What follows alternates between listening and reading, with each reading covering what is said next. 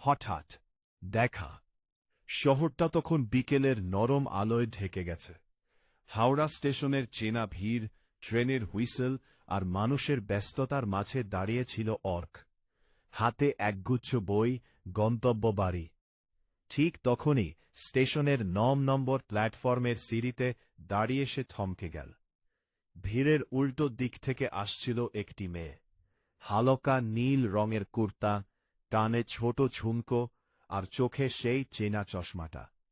অর্কের বুকের ধুকপুকুনিটা এক মুহূর্তের জন্য যেন থেমে গেল। ৭ বছর, ঠিক ৭ বছর পর সে দেখছে তিতলিকে।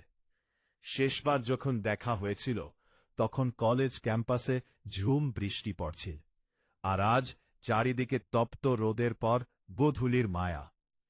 তিতলিও বোধহয় অর্ককে দেখতে পেয়েছিল। কয়েক সেকেন্ডের জন্য দুজনের চোখাচোখি হল। স্টেশনের সব কোলাহল যেন নিস্তব্ধ হয়ে গেল।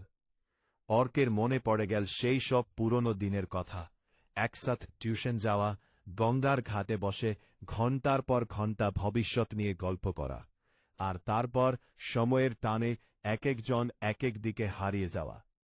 তিতলি হাসল, সেই পরিচিত মিষ্টি হাসি যা অর্কের স্মৃতিতে ধূসর হয়ে গিয়েছিল। তিতলি কাছে এসে খুব স্বাভাবিক গলায় বলল, কেমন আছিস অর্ক? একদম পাল্টাসনি তো?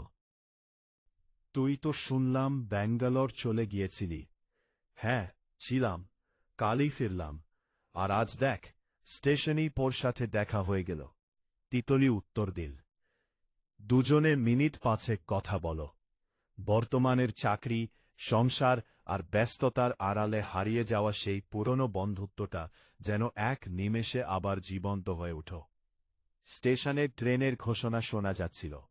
তিতলির ট্রেন চলে এসেছে। যাওয়ার আগে তিতলি বল, এবার আর হারিয়ে যাস না, ফোন করিস। ট্রেনটা যখন প্ল্যাটফর্ম ছেড়ে চলে যাচ্ছে, অর্ক দাঁড়িয়ে তাকিয়ে রইল।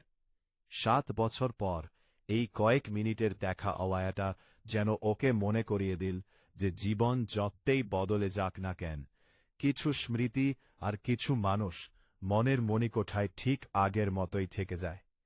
অর্ক বাড়ির পথে হাঁটা দিল, তবে এবার তার ঠোঁটের কণে একটা তৃপ্তির হাসি লেগেছিল। সব যোগাযোগ তো আর শেষ হয়ে যায় না। কিছু কিছু হঠাৎ দেখা নতুন করে পথ চলা শুরু করে।